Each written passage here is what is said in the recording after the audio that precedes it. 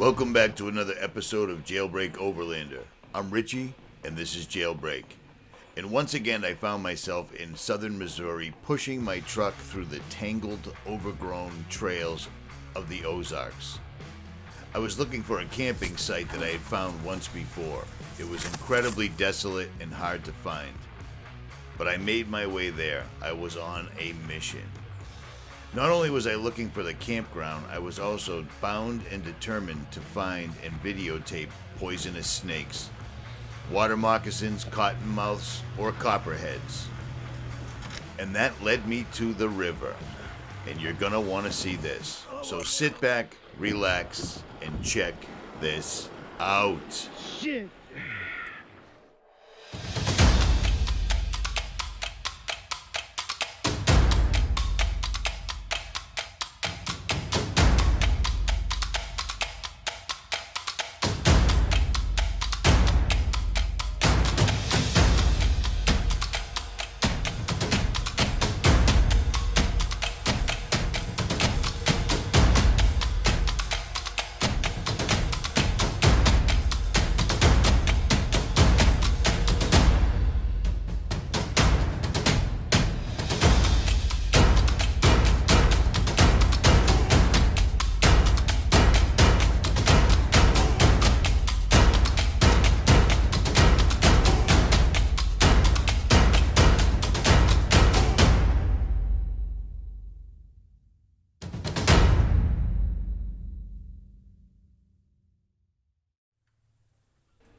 So here I was, once again, in the Ozarks, driving down a trail that looked like no one had been here in 10 to 15 years. Pushing my truck through overgrown tangles of branches, vines, and steep, muddy inclines, only to be met by stream and river crossing after river crossing. Fortunately, it was summertime and the water was fairly low. I pushed my truck through the woods like a seamstress pushes a needle through fabric. It was no joke whatsoever. But I had to find this camping spot because I was bound and determined to get video of poisonous snakes. This was no easy task, believe me.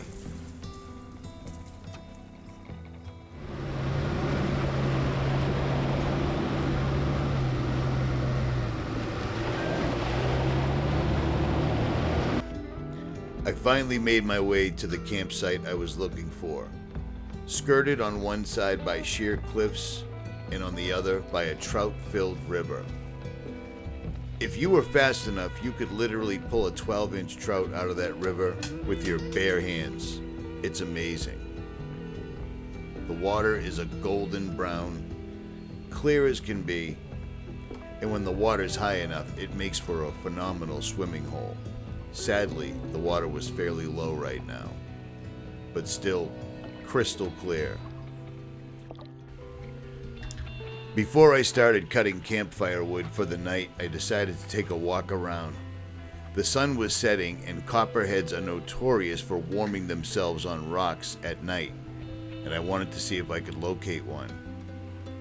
Again, nobody comes to this area. It's very, very desolate and a perfect place to find wildlife.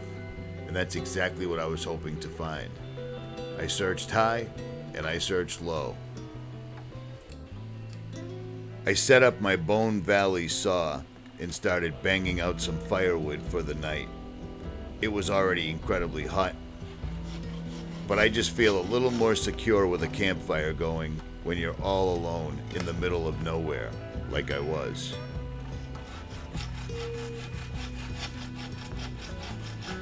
The bow saw from Bone Valley just blows right through wood, no matter what size it is, and I cut up a lot of firewood.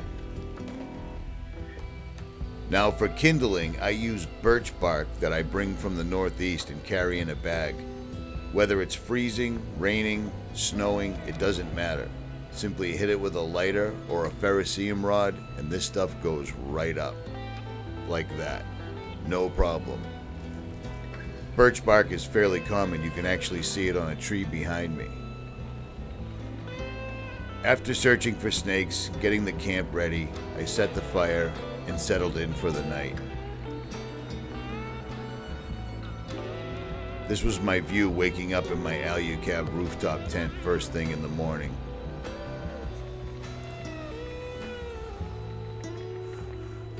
It's pretty amazing.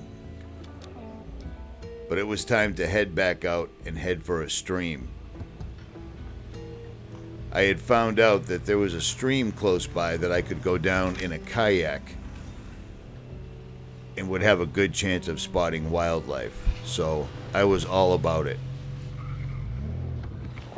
Now, I've used a kayak on the Atlantic Ocean, on many rivers and streams, and I didn't think this was going to be a problem whatsoever at all. The water was very low. What could possibly go wrong?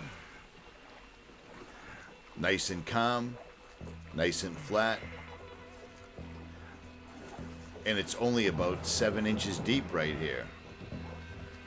All is well, correct?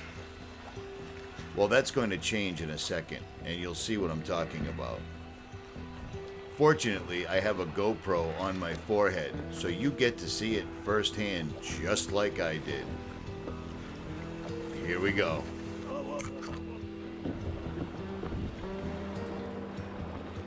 Shit.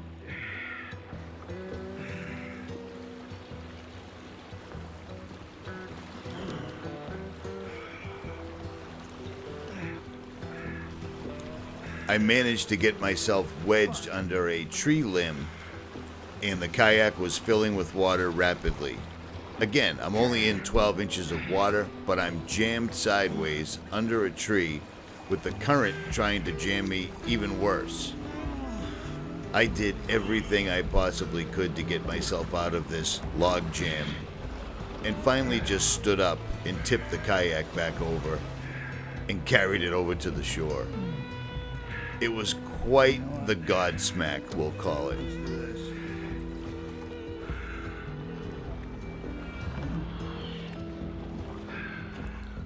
After calming my nerves, I jumped back in the kayak and headed downstream. I only had it about another hour and a half of sunlight as sun was setting rapidly. The scenery was amazing. Tons of incredibly large soft-shell turtles scurried along the bottom of the water. The cliff faces were beautiful, the birds, the insects, everything was just amazing. I found numerous 6 to 10 foot deep pools of water, just like this. Crystal clear, bright blue water, almost tropical, just utterly amazing, and most people will never see this in their lifetimes. As it started getting closer to nightfall, I started noticing things in the water.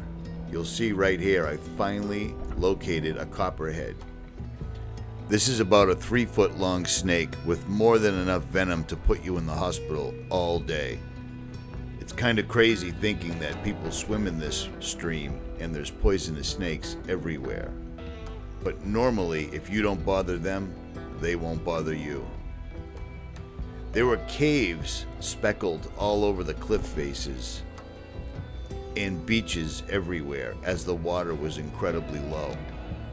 Seeing 2-foot, 3-foot alligator gar, pike was incredibly common, as were the soft-shell turtles. Not to mention the beaver that would pop up here and there. It was awesome. It was just phenomenal. Everything I could possibly ask for.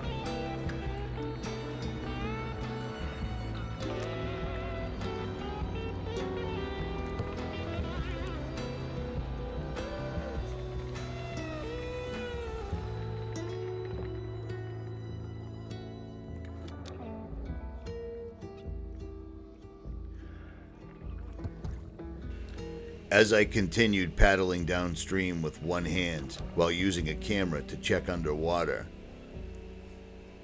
more and more rocks began presenting themselves in the stream or the river, and that's when I started noticing them. About a half an hour till nightfall, I noticed a large water moccasin coiled up on top of a rock. And then on the next rock, I noticed a large copperhead. And then I began to notice that on top of all the rocks all around me were incredibly poisonous snakes. I had found them, like this copperhead right here. Just sitting there. I'm within a foot of these guys because I am that dumb. I've loved wildlife since I was a child, and I have absolutely no fear of them. This is a 4-foot water moccasin that I paddled right up to. He was a big boy. And on this rock right here, there's a copperhead sliding into the water, as you can see. At the end of the day, they warm themselves on hot rocks. I am literally 2 foot away from this water moccasin. I had wondered how it would be I'd be able to videotape these guys because they're always moving so quickly. Well, this was the perfect way. This copperhead was just kind of hanging off the side of this rock. And remember, I'm at water level. Another copperhead. They were literally all around me. It was amazing. Utterly amazing. I had finally found the snakes I was looking for, and not 1 or 2, but a good half dozen. The sun finally went down, and I realized I was surrounded by rocks with poisonous snakes in the dark, and it was time to find my way out of there, which I did. I love this stuff, and I hope you enjoyed it as well. If you'd enjoyed this video as much as I enjoyed making it, make sure you subscribe, hit that thumbs up, and leave a comment below. I am out.